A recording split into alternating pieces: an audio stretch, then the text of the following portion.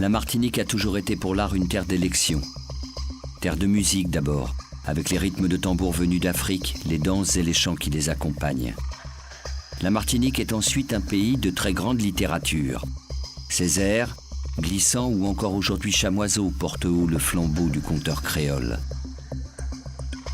Toute cette effervescence des arts issus de la colonisation plonge plus loin encore, dans les roches gravées de l'époque précolombienne qui balisent l'île de mémoires indéchiffrables.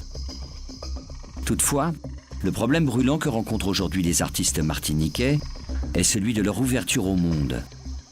On invoque souvent l'insularité pour justifier l'isolement auquel ils sont condamnés, comme s'il s'agissait d'une fatalité naturelle, regrettable sans doute, mais inévitable.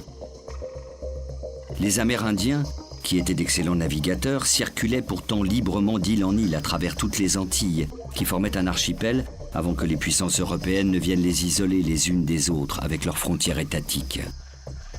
Pendant des siècles de sombre mémoire, le joug colonial a exacerbé l'impératif d'émancipation, qui s'est déployé ici en une diversité d'échappatoires artistiques. Le sursaut identitaire des artistes aura donc inauguré une résistance nécessaire, mais insatisfaisante à l'heure où le monde n'est plus fait d'empires étanches, mais de peuples en relation.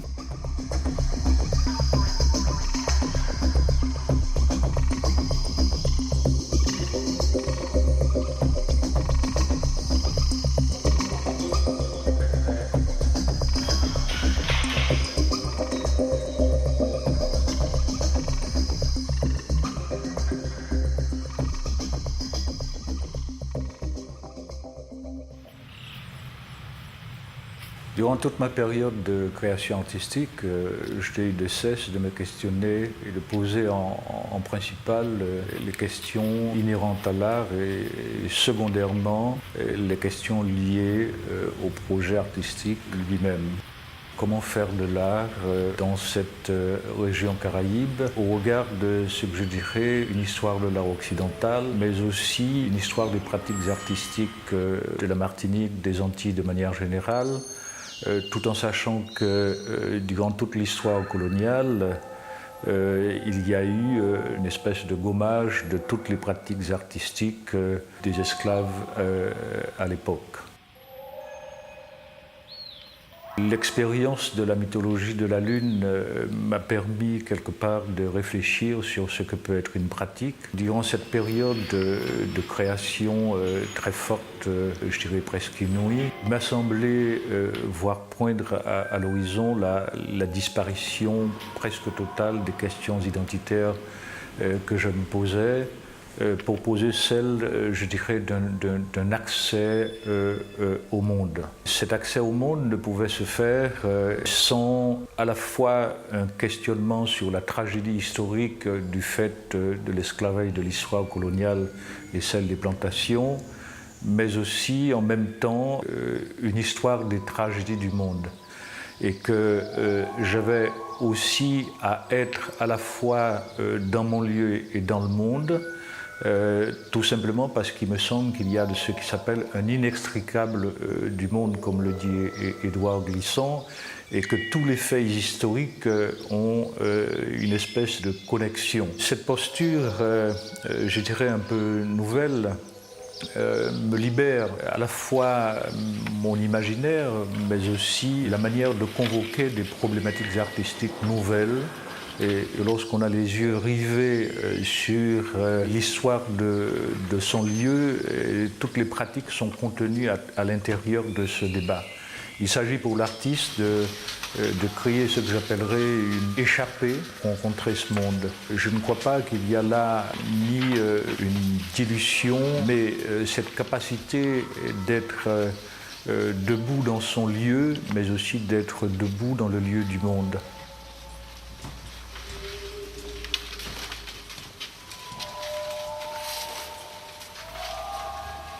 Et c'est cette rencontre des deux qui, à mon avis, permet à un artiste contemporain de pouvoir développer un travail dans son temps. Je crois aussi que ça m'a permis d'être à la fois aussi dans mon lieu, mais aussi d'être sur tous les rivages du monde, à la fois dans des voyages imaginaires, dans des voyages physiques, Et c'est cette distance avec mon lieu qui me permet de mieux voir mon lieu, c'est-à-dire de voir les zones d'ombre, les zones d'opacité, les zones claires de mon lieu. Ce regard me semble important et libérateur.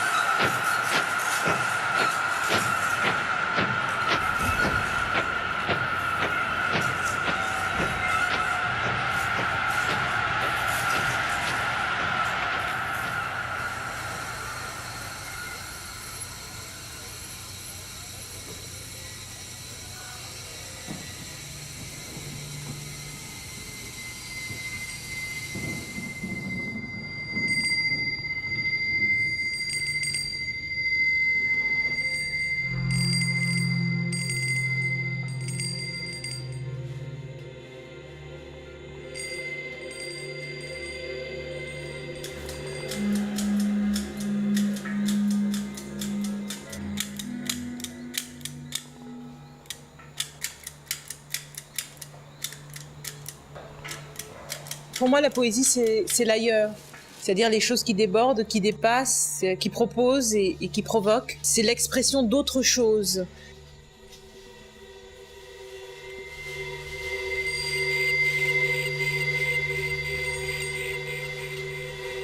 Créer de nouveaux espaces ou proposer de nouveaux espaces, je me rends compte que ce sont souvent des espaces de l'ordre du merveilleux parce qu'ils font rentrer dans un monde imaginaire et plutôt coloré, qui n'est pas particulièrement, je ne trouve pas particulièrement violent, qui révèle, qui font émerger plusieurs sensations et plusieurs sens. Dans le merveilleux, j'inclus même, j'irais jusqu'à inclure les chimères et voir les monstres et les monstruosités, sachant que dans le merveilleux, il y a une notion extrêmement positive qui n'est pas toujours là.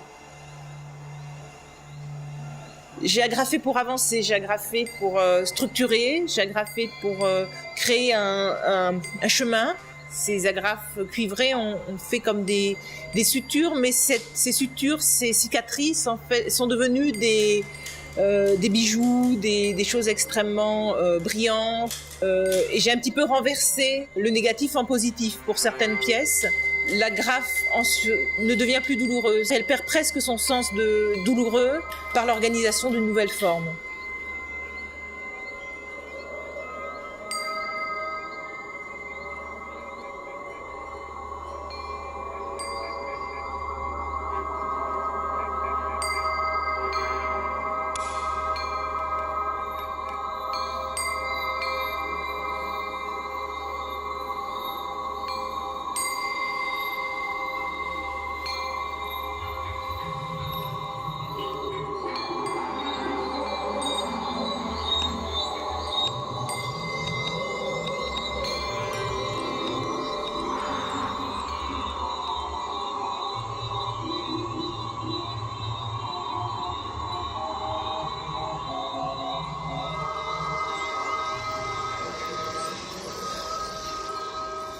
Je pense que les ombres donnent vraiment une raison d'être aux formes.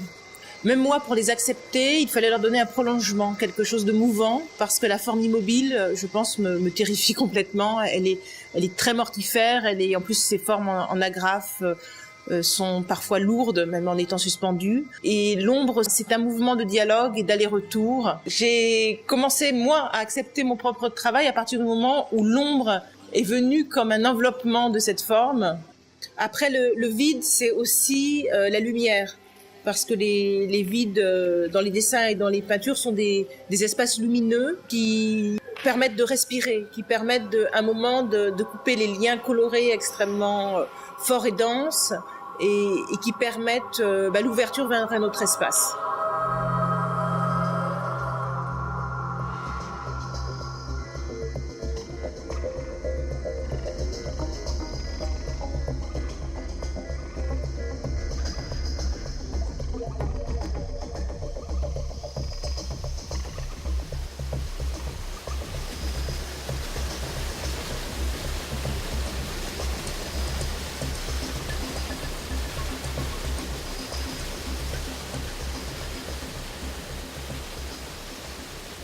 Je pense que la réalité est toujours perçue à travers le filtre les yeux d'une personne qui a un vécu.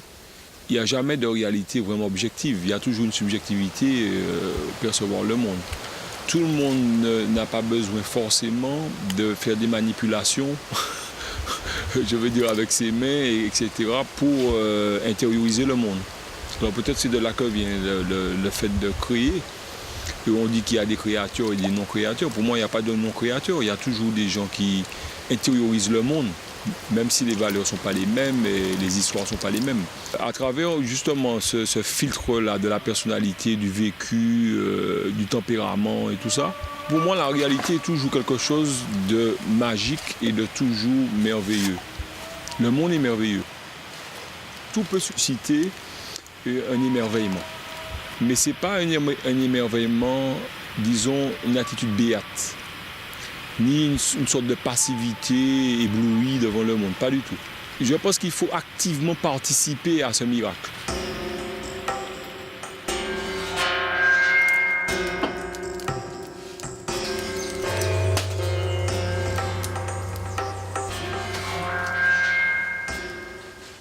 Et une image que j'adore, c'est l'image de l'huître. Elle a un élément étranger qui va essayer de l'attaquer. La réponse qu'elle va donner à ce corps étranger qui pénètre dans sa coquille, c'est la perle qu'elle va sédimenter autour de cet obstacle. Et elle va offrir après au monde la perle. Je pense que dans le cœur, c'est cette alchimie qui se passe. C'est-à-dire que la réalité, elle n'est pas sans embûche. Mais si on ne perd pas pied et si on garde toujours la vision du merveilleux, l'obstacle, on l'enrobe avec de la nacre. Et on restitue au monde quelque chose qui peut être un cadeau, qui peut être une offrande au monde. Je crois beaucoup que le négatif est là pour nous permettre de développer cette capacité. Tout ce qui nous arrive de contraire, d'embûches, d'obstacles et de vicissitudes, c'est ce que j'ai vécu dans mon enfance. Qu'est-ce que je vais en faire? Est-ce que je vais en souffrir éternellement ou est-ce que je vais en faire quelque chose d'intéressant pour moi? Donc j'ai préféré tourner mon regard pour regarder le monde comme quelque chose de miraculeux et quelque chose qui a toujours un potentiel intéressant. Et donc d'où aussi ce monde de l'hybridation, ce monde mi-humain, mi-animal, mi-élément naturel, végétal. Tous ces éléments-là existent dans mes dessins. Le dessin, c'est ce qui relie le trait. Tracer une ligne, c'est relier un point à un autre. C'est la capacité à relier les choses, à les mettre en interaction. Donc c'est déjà opérer comme une espèce de toile, la toile de l'intériorité, un peu comme une sorte de chapelet d'île ou de constellation. Donc on a des points, ce sont les différents éléments de la vie, les différentes choses qu'on peut vivre en tant qu'événement, en tant que situation concrète aussi dans le réel. Et dessiner, c'est établir des ponts, donc c'est relier pour en faire une figure.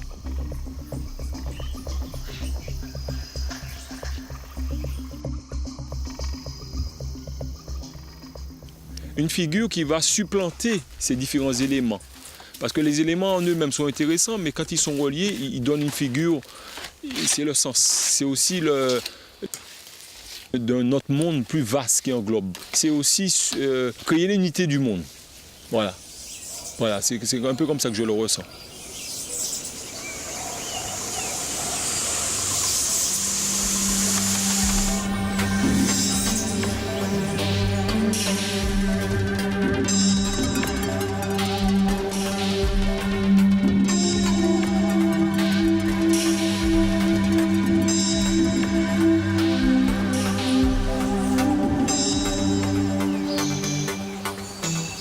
Tous les jours, je me lève en me disant merci d'être là où je suis à notre époque et surtout en pensant que ça va peut-être être ma dernière journée. Ma philosophie de vie, c'est d'essayer de mourir serein, de ne pas mourir en me disant j'ai raté ça, j'aurais dû faire ça. Et surtout de ne pas avoir de regrets.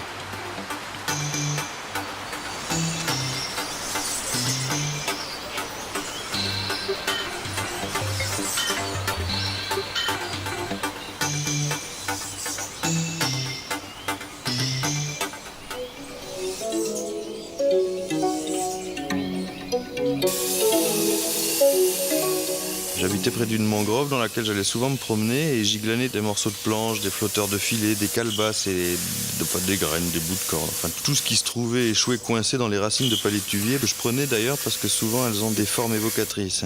J'avais besoin de les toucher, enfin leur contact m'était nécessaire. Il y a un dialogue physique, muet qui s'installe et du coup elles trouvent leur place quand je les manipule.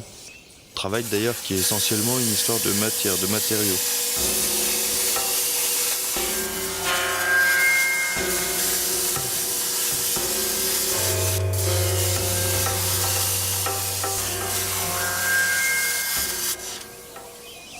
Enfin, je m'y suis consacré à 100%. Il m'est impossible d'avoir une autre activité en parallèle.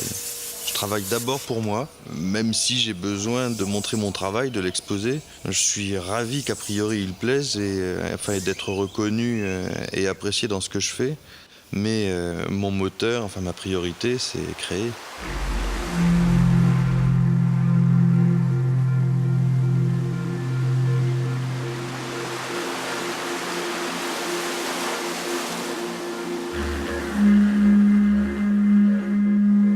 Pour moi, la nature est un réel vivier, surtout de par ce qu'elle fait aux choses usinées, industrielles. Toutes ces yawls, ces fûts, ces morceaux de tôle abandonnés dans les mangroves et qui subissent des années les affronts du temps, de la météo, de la mer, qui sont oxydés, pourris, altérés. Je trouve que ces objets qui ont été neufs, lisses et fonctionnels un jour, ils sont du coup magnifiés par le rejet, l'oubli et les dégâts dont ils sont victimes. Je suis heureux de mettre en scène un bout de yawl qui s'il pouvait parler, il nous raconterait combien de fois il a été peint, repeint par des générations de pêcheurs, combien de sorties en mer, de parties de pêche, de grains, de tempêtes, de drames, de joie. Et du coup, ce bout de yawl, destiné à disparaître, je suis content de me dire que grâce à moi, il est là, exposé et surtout sorti d'oubli.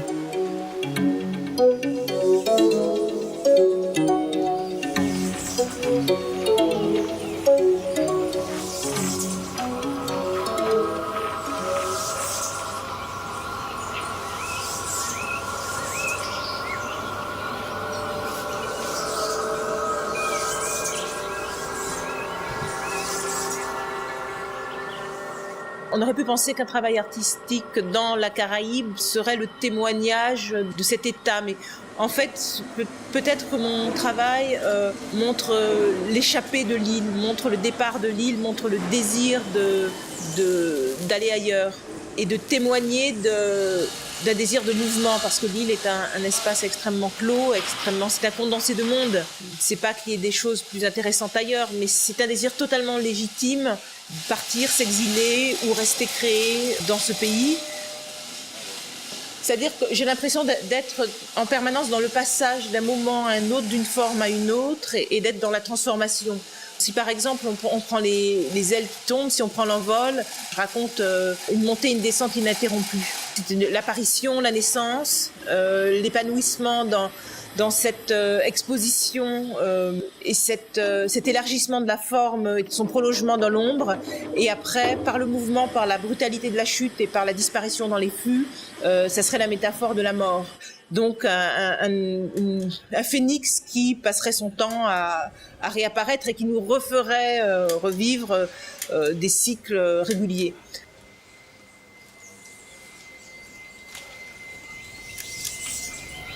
Et j'ai l'impression que mon travail témoigne quand même encore de ce questionnement. Je trouve ça extrêmement asséchant de n'avoir qu'une création en miroir. C'est plutôt dans l'ailleurs, en sachant que l'ailleurs n'est qu'un regard, n'est qu'une vision, et que cette vision est fabriquée à partir de modes de pensée, de stéréotypes. En fait, mon travail transforme un petit peu ce que je pourrais voir. Comme si les dessins m'apprenaient des choses sur cet espace caribéen, un peu comme des portraits, mais pas des portraits figuratifs.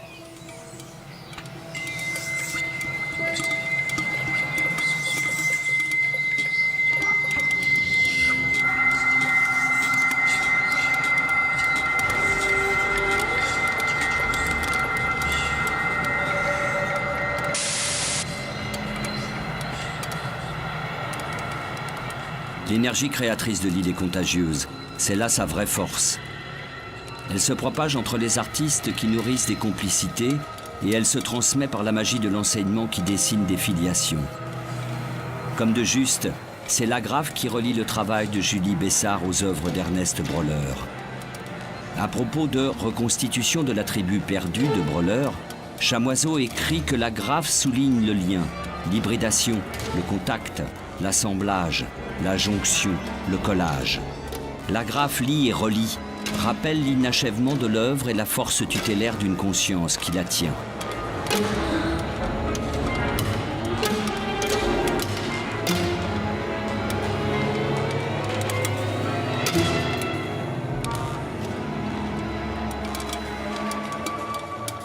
Dans ce travail, il y a effectivement une multitude d'étapes, tout simplement parce que je me souviens quand j'ai rompu avec la peinture, mon premier geste a été de prendre des radiographies et de travailler avec du pastel. Et je me suis rendu compte qu'il y avait une espèce de redondance puisque je me retrouvais à peindre, à dessiner des corps sur des radiographies et je sentais bien qu'il n'y avait pas là comment dirais-je, une ère nouvelle pour moi et très rapidement je me suis rendu compte de cette difficulté, de cet obstacle. À partir du moment où j'étais conscient de cela, je vais intervenir sur la radiographie avec comment dirais-je, un ensemble de signes que je vais construire avec des gommettes et sur notamment ces grandes surfaces planes qui est un collage de radiographie.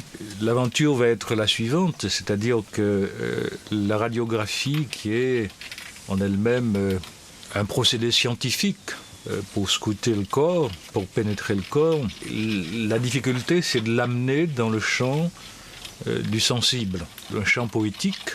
Le pari a été justement de faire que cette matière radiographique scientifique et froide devienne l'occasion pour moi d'inscrire du sensible et du poétique. Je crois qu'à partir du moment où j'ai gagné ce pari, je pense qu'il a été pour moi plus aisé d'ouvrir ce que je dirais cette extrême exploration et surtout cette grande liberté qui s'offrait à moi.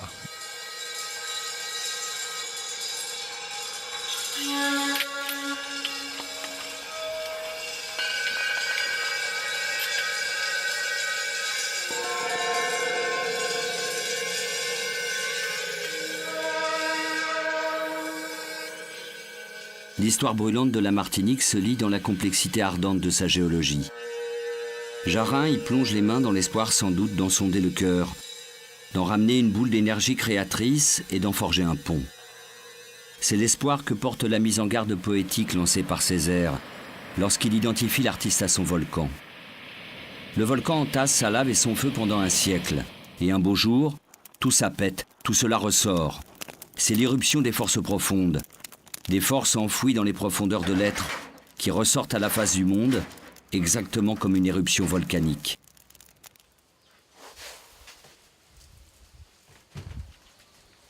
Souvent dans le processus de création, je pars toujours du chaos. C'est un chaos, on va dire, qui est porteur. J'ai besoin de cette espèce d'espace où tout est possible. Apparemment, ça part dans toutes les directions, où je fais des expériences, où je ne sais pas trop à quoi ça va aboutir. Mais il y a cette espèce d'élan qui fait qu'à un certain moment, je fais toutes ces manipulations pour encercler l'être profond, pour un petit peu le pousser dans ses retranchements et toucher la zone où je vais pouvoir à ce moment-là rassembler tout et atteindre la cible. Mais j'ai besoin de ce processus un petit peu de tourner autour du pot, un petit peu laborieux, etc. Mais je me rends compte que c'est un processus d'ensemencement vraiment du travail. Et c'est un petit peu comme si quelque chose qui roule et qui va en permanence s'enrichir avec quelque chose, jusqu'à créer une vraie dynamique d'emballement. Et une fois que c'est emballé, à ce moment-là, on tient quelque chose par le bon bout, et là, il faut enfoncer le clou. Et à ce moment-là, il y a une espèce de clarification qui se fait au niveau du mental, et à ce moment-là, on peut atteindre la cible.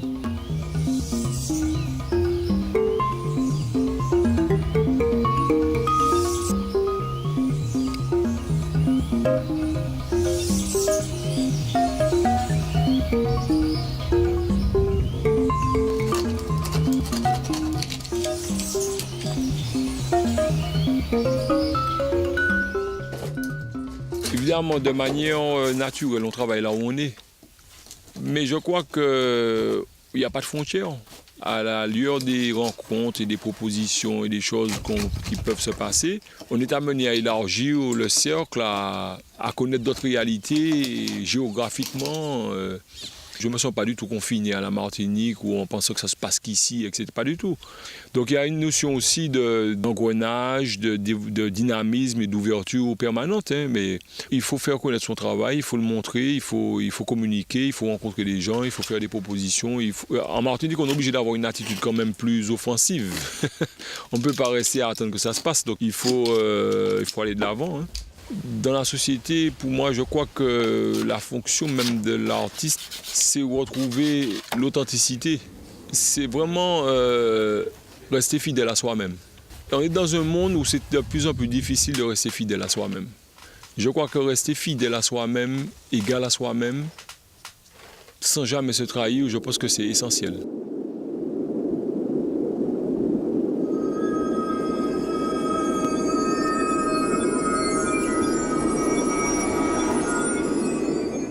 Les artistes n'ont donc à leur disposition d'autre appui que l'énergie des tremblements de leur propre création, qui puisent elles-mêmes dans les tremblements de cette terre. Par chance, ce lieu conjugue la fécondité de la mangrove et l'imprévisibilité du volcan dans un carnaval de végétation. Si la nature est prodigue au-delà du pensable, ce n'est pas une raison pour en gaspiller les richesses.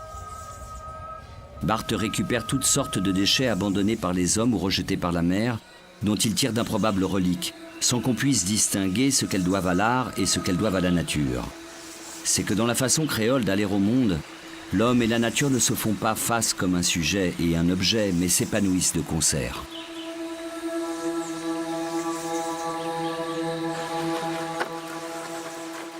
Je trouve assez extraordinaire le travail du temps sur les gens, les choses. Les objets frais sortis d'une usine ne m'intéressent absolument pas et ne m'inspirent pas. Aujourd'hui, pour dessiner ou peindre, j'ai d'abord besoin de fabriquer mon support. Une fois obtenu par un collage multiple, accumulation, enfin l'aspect que je veux, les reliefs, les creux, les rugosités qui me plaisent, ces supports m'inspirent et je peux travailler dessus. Ou alors j'utilise des vieux morceaux d'épave de yawl, de ferraille, auxquels le temps, l'usure ont donné naturellement ce que je tente de créer artificiellement. Magnifier un bout de ferraille à côté duquel tout le monde est passé sans le voir, c'est lui donner une seconde vie, voire une résurrection.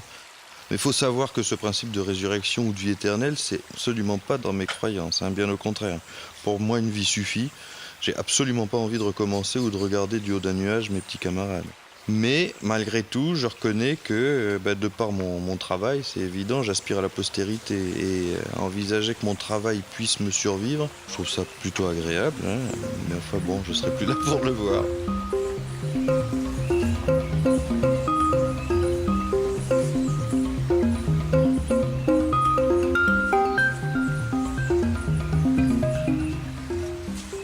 Pour en revenir à un message, si j'en ai un, c'est bien entendu faire revivre des déchets, mais aussi, justement par l'utilisation de ces déchets, dénoncer quelque peu notre société de consommation et le manque de respect pour l'environnement. La Martinique se trouve être un formidable réservoir, une mine incroyable pour moi de matières premières. Mais mon vrai moteur, et j'y reviens, c'est le plaisir que j'éprouve à assouvir ce besoin de créer.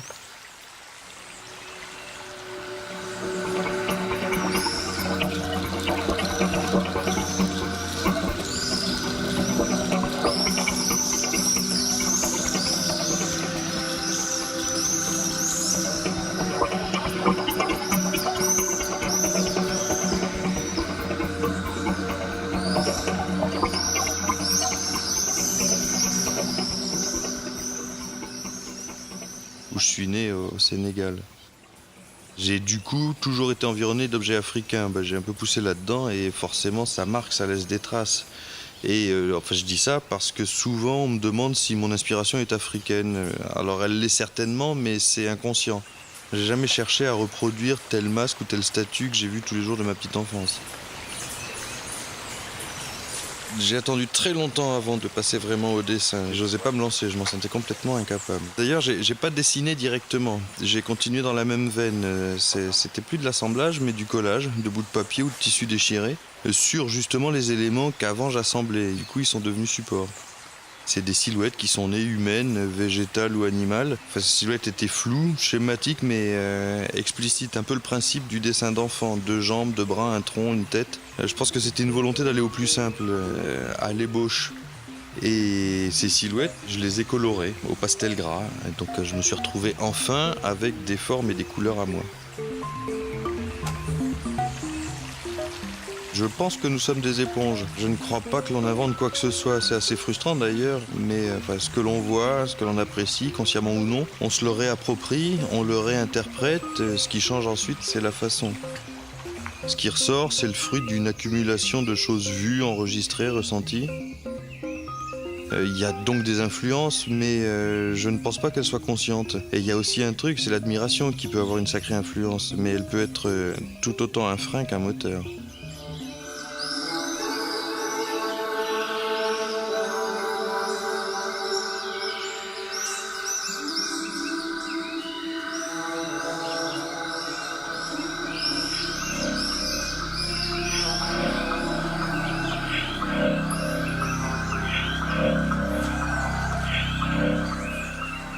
À un moment, j'ai eu envie de travailler en plus grand. Mes bouts de bois ou de tôle que j'assemblais ne m'offraient qu'un espace assez limité. Alors je me suis donc mis à fabriquer mes supports. Coller des couches et des couches de papier, y rajouter des bandes de tissu, des morceaux de carton, c'est un peu un paysage, avec du relief, des creux, des plaines.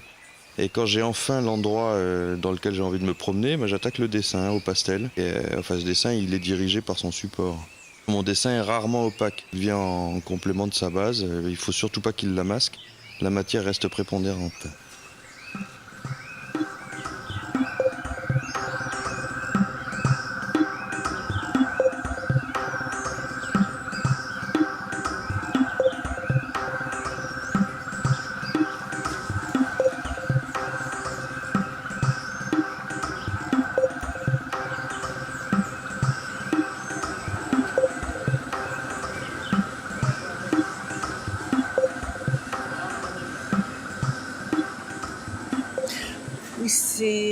C'est vrai que les ailes sont complètement paradoxales. Ce sont des ailes, mais ce sont des ailes prison, ce sont des ailes cages, ce sont des ailes grillagées.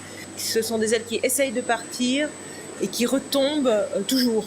C'est comme si j'avais créé un vase clos où je rejoue à chaque fois le même désir de départ, le même échec du départ, la même retombée. Ce travail a des liens extrêmement historiques. C'est aussi un questionnement personnel, c'est un état d'être sur même la transformation, sur le désir de développement, sur l'élévation. Je pense que ce travail dans les cuves témoigne d'un désir de transcendance. Le salut ne peut pas venir de l'extérieur. À l'aune métropolitaine, tout artiste martiniquais se trouve invalidé a priori. Ni assez caribéen pour jouir du prestige de celui qui est vraiment différent, ni assez français ou européen pour bénéficier des privilèges de celui qui est vraiment identique, l'artiste martiniquais se trouve exilé de toute reconnaissance extérieure possible. Les ailes de Bessart ne rêvent que d'envol, mais ses horizons sont plombés et la chute menace à chaque instant. J'ai réfléchi sur la notion de résistance, c'est-à-dire dans quelle mesure l'acteur de la cité et l'artiste dans son atelier éloigné de tout, ma personne et ma fonction d'artiste étaient séparés, et la seule manière de résister, c'était de développer une singularité. Donc c'est très proche des théories d'Adorno, qui dit que ce n'est pas en allant lutter directement contre un pouvoir qu'on résiste, c'est en se situant au dehors et en étant le plus personnel possible. La métaphore sur le départ avorté ou sur l'envol de mon boulot qui peut jamais, et les ailes elles passent leur temps à retomber, ça m'inquiète un petit peu. Je me dis mais si ça se trouve c'est complètement prémonitoire par rapport à mon boulot qui va jamais pouvoir sortir des cuves, et j'ai une fonction de rester dans ce petit aquarium qu'est l'île, de ne pas pouvoir communiquer ces sensations qui je pense sont des ressentis qui peuvent être partagés par tout le monde. Et ces ailes n'ont pas un contact fonctionnel avec l'air, ce ne sont pas des ailes qui prendront appui sur l'air, elles traversent l'air, elles filtrent l'air, et ce sont quand même des cages. Vu à travers le miroir déformant de l'outre-mer, l'art martiniquais ne peut jamais qu'apparaître comme un folklore inoffensif. Et l'intérêt ethnologique tient lieu alors de reconnaissance artistique. On est sûr ainsi de manquer la poésie enfantine du manège du Chouval-Bois de Jarin, ou les totems que Barthes installe au bord de la mer pour le doter d'un orchestre de vagues.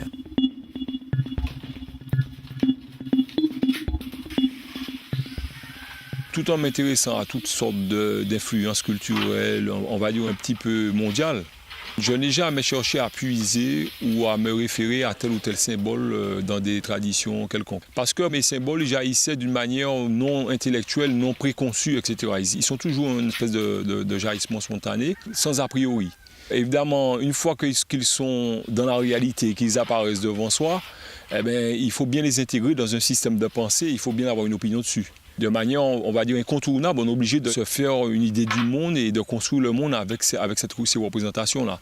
Donc, et par la suite, dans mon travail plastique, notamment au niveau de la sculpture, j'ai utilisé certains signes qui apparaissent en 2 dimensions finalement. Ce sont des graphismes en 2 dimensions qui sont très dépouillés, mais j'ai essayé de les transcrire en sculpture, en volume. Je ne sais pas si ce sont des volumes que j'essaye de peindre, ou si c'est des peintures que j'essaie de donner une certaine consistance, une certaine présence solide à des dessins. Pour moi, ce n'est pas une dualité, c'est un équilibre.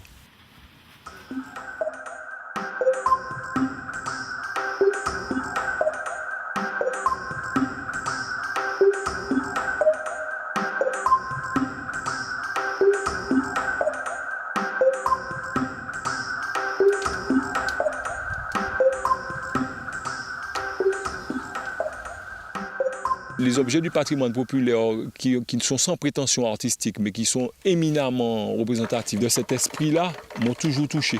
Donc au départ, j'ai travaillé beaucoup avec des objets du patrimoine populaire, pas en les refaisant tels quels, etc. Mais c'est un petit peu une attitude où c'est pas tellement les moyens qui font la création, c'est plutôt une disposition ou une motivation qui fait que tout ce qui est autour de nous peut être le combustible de cet incendie du cœur, de ce feu du cœur. On peut tout alimenter avec ce feu du cœur. Souvent, j'ai été amené à utiliser tel matériau presque par hasard ou bien presque par accident. Donc en faisant toutes sortes de manipulations, d'expériences, presque comme l'enfant qui joue, parce qu'au départ, c'était aussi des jeux d'enfants. On utilisait le bois, le feu, la terre, les éléments naturels. Et en jouant avec, on a une connaissance de ces matériaux, on connaît leurs possibilités, on connaît leurs réactions, etc. Et après, évidemment, voilà, on va revenir à ces matériaux, on va évidemment avec des fois des propos qui sont plus structurés, un petit peu plus savants, mais je me méfie quand même beaucoup des choses qui sont préconçues. Et donc je fais très rarement des plans. J'essaie plutôt de partir d'un élan et la réflexion est connexe à cet élan-là. Plus l'élan il est tonique, plus les moyens apparaissent. Plus on sait quoi faire avec ce qui existe. Je crois beaucoup à la notion, à un monde dynamique. Je ne crois pas en l'existence des choses en elles-mêmes. Les choses n'ont pas de réalité en tant que telles. Elles sont définissables parce qu'elles sont à côté d'une autre chose. Mais aussi une philosophie de la vie, parce qu'au départ, on est un peu dans l'ego artistique en pensant que moi, je pense, je ressens. Mais maintenant, je me dirige plus vers l'idée plutôt d'un lien profond qui unit les choses, et une espèce d'unité du monde profond, sous-jacent. Créer, c'est un petit peu rendre hommage ou retrouver cette espèce d'unité du moi profond, quoi. Qui lui n'est pas quelque chose d'égotique ou de fermé sur lui-même, mais quelque chose qui est ouvert sur le monde et qui est lié à tout.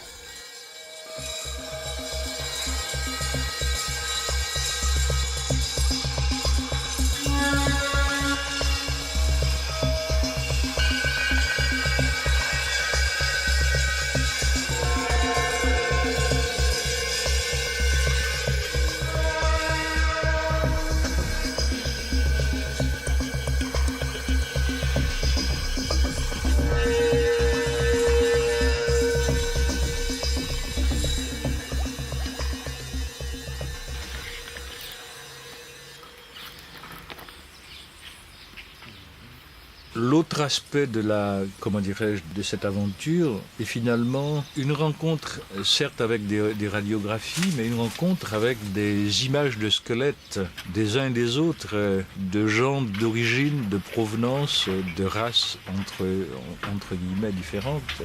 Il s'effectuait sous mes yeux une espèce de métissage quelque part dans ce bricolage. Définitivement, je me suis débarrassé de ces questions d'identité pour entrer dans cette identité plurielle, mais l'objet de l'œuvre elle-même est fondamentalement de trouver les voies et moyens pour entrer dans ce que j'appelle le beau, la beauté, le sublime.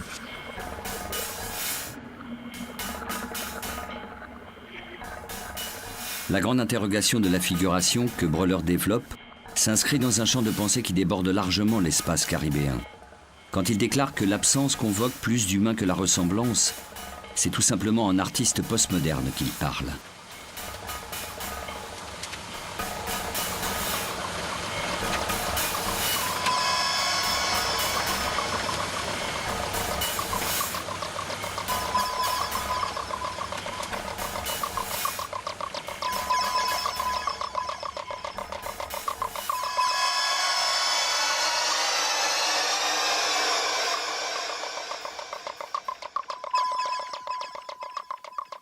Quand on est jeune, on a toujours l'impression que le monde est fermé.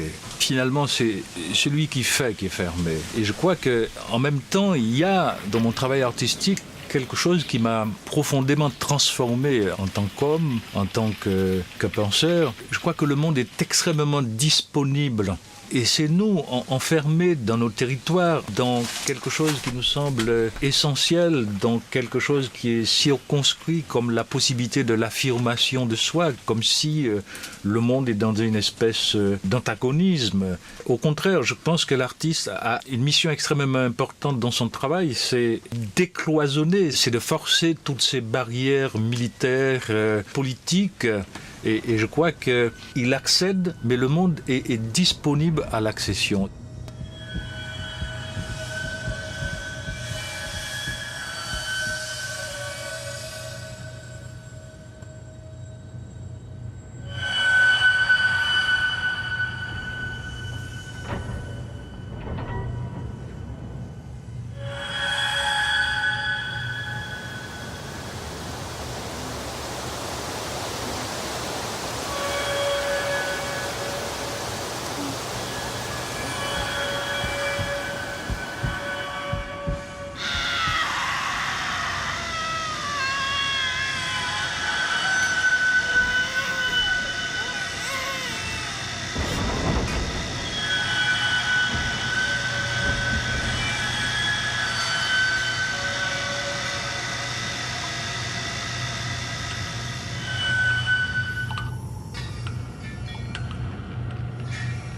C'est finalement arriver à créer une œuvre qui puisse embrasser le monde.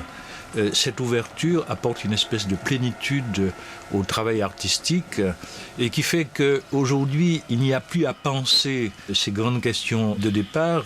Et je crois que la beauté qui surgit dans la rencontre du monde n'est pas la même beauté que celle qui est pétrifiée dans son espace-temps, dans son lieu.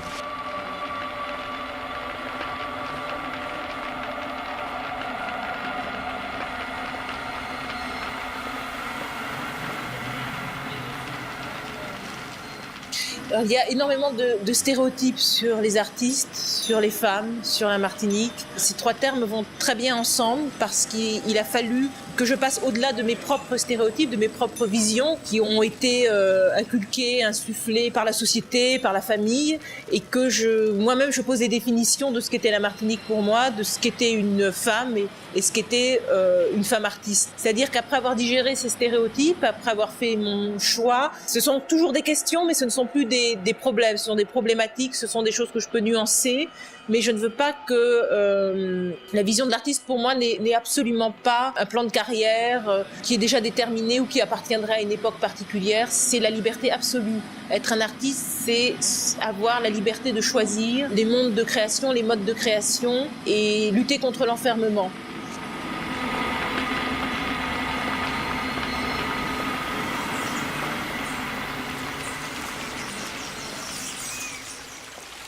J'ai passé ma vie à bouger, je bougerai sans doute à nouveau. L'endroit où j'irai aura sans nul doute une influence sur mon travail, mais je ne me départirai jamais de mon bagage martiniquais, c'est une évidence.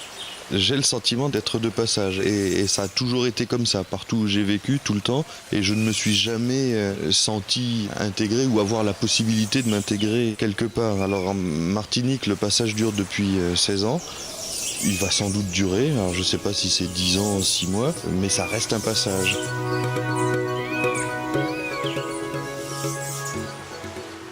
Je n'ai pas l'impression d'avoir de racines quelque part. À la limite, mon chez-moi, c'est ma famille, mes amis. Je ne suis pas particulièrement attaché au lieu. En fait, j'ai besoin des gens. Et les gens, où qu'on soit, on ne les perd pas.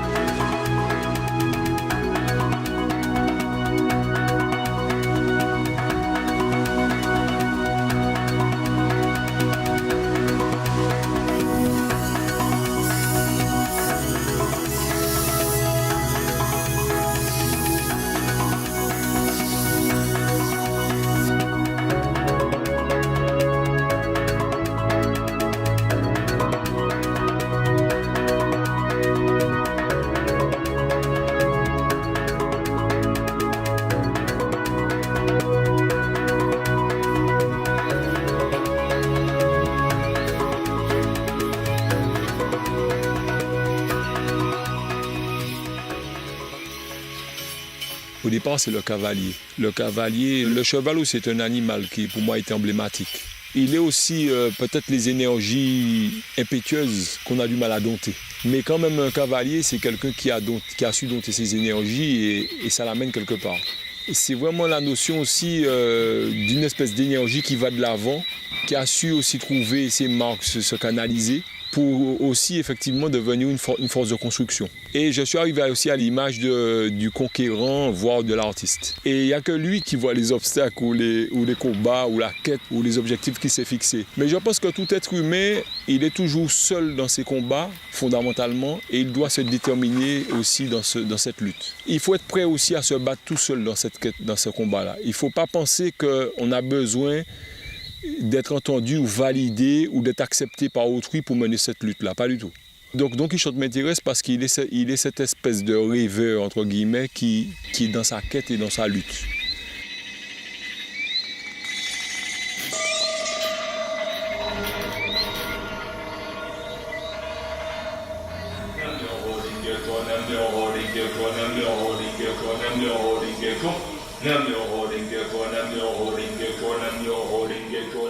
Mais je pense qu'au fond de chaque être, il y a une quête, il y a un rêve. Et si on décide de marcher vers ce rêve, on ne peut pas s'attendre à être compris, à être identifié tout de suite, à être reconnu, etc.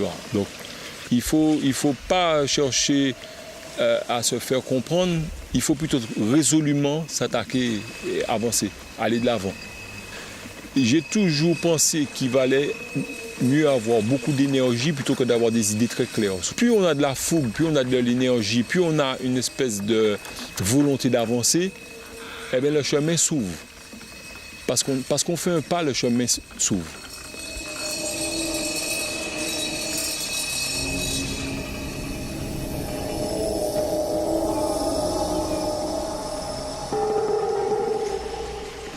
Pour Breuler, reconstituer, c'est peut-être ne pas chercher la forme ancienne. C'est peut-être exalter tout ce que la forme ancienne n'avait pu exprimer. C'est peut-être problématiser l'origine. La tribu perdue est mémorielle. Elle honore et se souvient de ceux qui montent vers nous depuis la plaine abyssale de Gambie. Elle est ascensionnelle car elle rompt l'assise ancestrale pour s'en aller au monde nouveau. Elle s'étend horizontale, en dimension variable, car son espace est le tout-monde.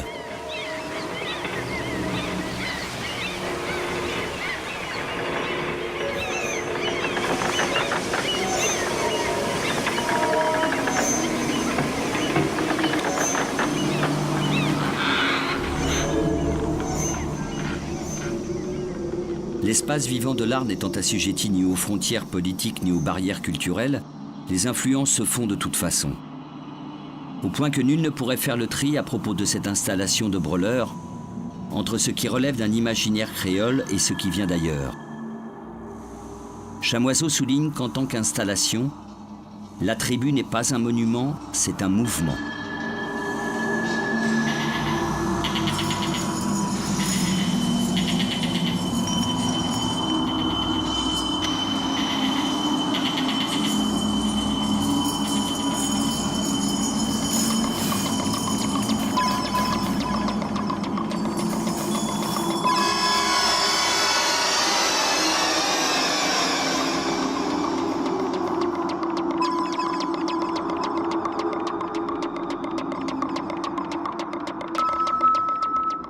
Si la Martinique est riche du monde, le monde, lui, n'a pas encore soupçonné les richesses et les dangers dont est fécond son art oublié. Si son patrimoine littéraire est maintenant bien connu, il est clair que la Martinique a encore son éruption artistique devant soi.